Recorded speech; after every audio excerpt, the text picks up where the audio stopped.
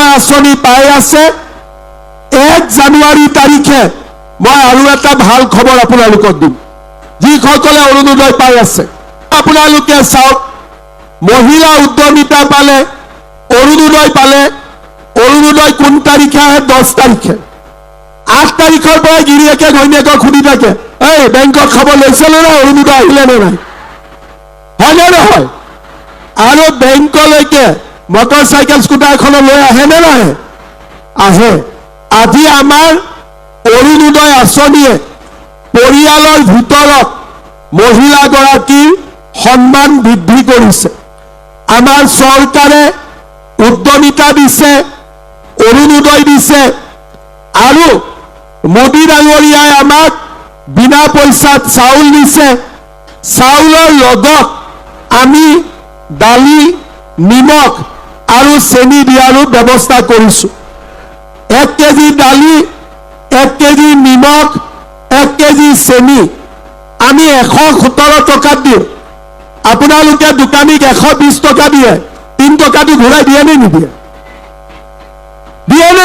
একদম ভাল কৰি কওকচোন 3 টকাটো নিদিয়ে লজেন্স এটা দিয়ে নে নিদিয়ে সেইটো নিদিয়ে সেইকাৰণে 1 তাৰিখৰ পৰা খুচুৰা টকা নালাগে 100 টকা দিব 1 কেজি দালি 1 কেজি নিমখ 1 কেজি চেনি ঘৰত লৈ আহিব কোনে এতিয়ালৈকে দালি নিমখ চেনি চৰকাৰে দিয়াৰ পিছত কিনিলে হাত দাগকচোন সবে কিনিলে আপোনালোকে কিনা নাই এতিয়াও কিনিছে এফালে কিনিছে নে নাই আচ্ছা এটা কথা মোক কওক দালিবোৰ ভাল নে বেয়া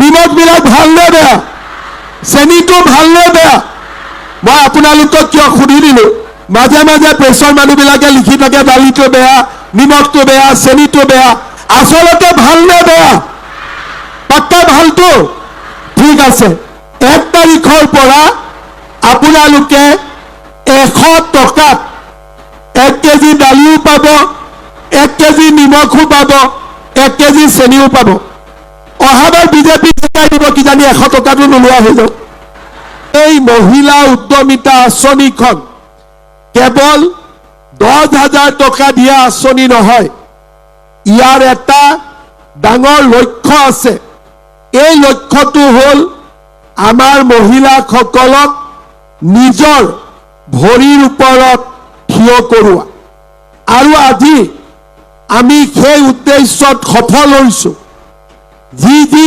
সমষ্টিত আমি টকা দিছিলো তাতে আমি খবৰ ৰাখিছো 100 গৰাকীৰ 95 গৰাকী মহিলাই এই টকা ভাল কামত ব্যৱহাৰ কৰিছে আমি যতেই গৈছো মহিলাসকলক কৈছো যে এই টকাটো আপোনালোকে 3টা কামত ব্যৱহাৰ কৰিব এটা হ'ল টকাটো আজি আমি পালো নিজৰ গ্ৰুপত আমি টকাটো জমা দিলো 1 লাখ হ'ল 1 লাখ টকা দি যোন মেম্বাৰক যেতিয়া প্ৰয়োজন আমি ঋণ দিব পাৰিম আৰু আমাৰ গ্ৰুপৰ ব্যৱসায় চলি থাকিব দ্বিতীয়তে বোলে মই গ্ৰুপত টকাখিনি নিদিও কোনো কথা নাই তেতিয়াহলে টকাটো আপোনালোকে কি কৰিব বোলে মই নিজে কিবা এটা কৰিম সিলাই মেচিন কিনিম গাই গৰু কিনিম ছাগলীৰ ব্যৱসায় কৰিম যি কৰে মাত্ৰ আপোনালোকে টকাটো কিবা এটা ভাল ব্যৱসায়ত টকাটো আপোনালোকে খৰচ কৰিব লাগিব 3 নম্বৰ বোলে মই গোটত নিদিও আৰু নিজেও কিবা এটা কৰিব ভয় লাগে তেতিয়া আমি কি কৰিম আমাৰ হাজবেণ্ডৰ কিবা এটা ভাল ব্যৱসায় আছে বা তেওঁলোকে ঘৰৰ কিবা এটা ব্যৱসায় স্থাপন কৰিছে দোকান আছে ৰিক্সা আছে ঠেলা আছে সৰু ব্যৱসায় কৰে গাখীৰ বিক্ৰী কৰে হাজবেণ্ডৰ ব্যৱসায় এই টকাটো আপোনালোকে লগাই দিয়ক, আমাৰ কোনো আপত্তি নাই। কাৰণ ঘৰখন মানে গিৰিয়েক ঘৈণীয়েক বেলেগ নহয়, গিৰিয়েক ঘৈণীয়েক এটাই ঘৰ। যদি মই গ্ৰুপত নিদিওঁ ঠিক আছে, নিজে কৰিব নোৱাৰো ঠিক আছে, তেতিয়াহ'লে আমি কি কৰিম? আমাৰ হাজবেণ্ডৰ লগত লগ লাগি আমি কিবা এটা ভাল কামত টকাটো ব্যৱহাৰ কৰিম।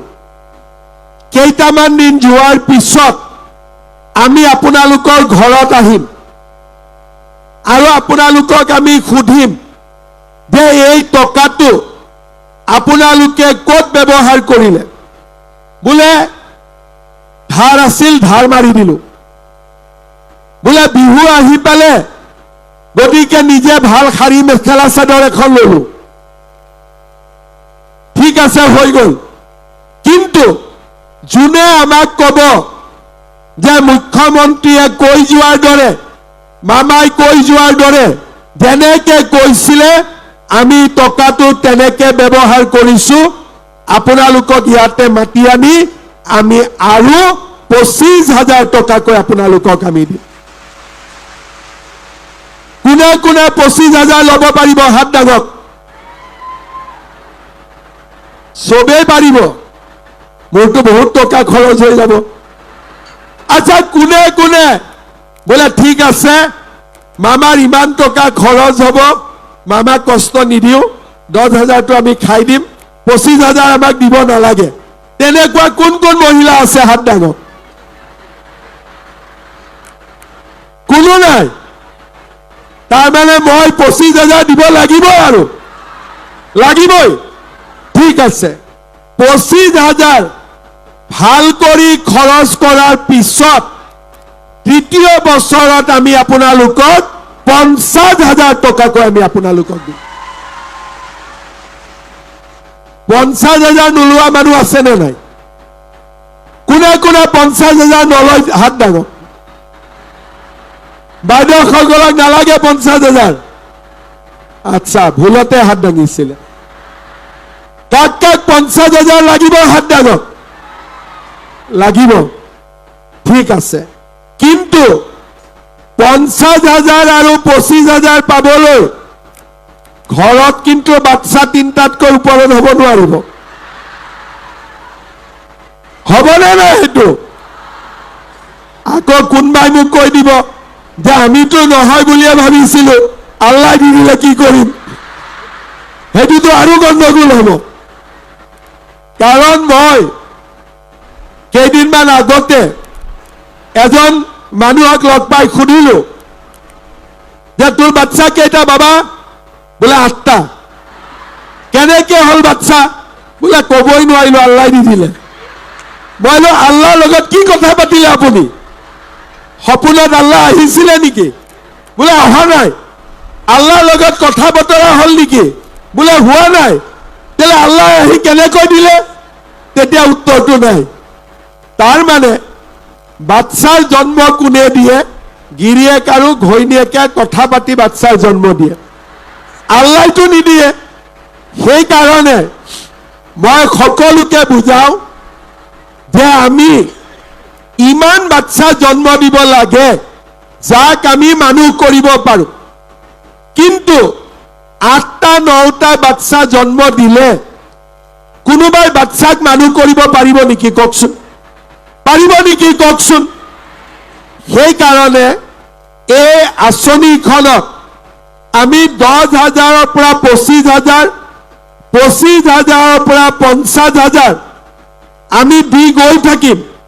খালি মোৰ এটাই অনুৰোধ, আল্লাহক বদনাম কৰি যাতে আমি বাচ্চা জন্ম নিদিওঁ।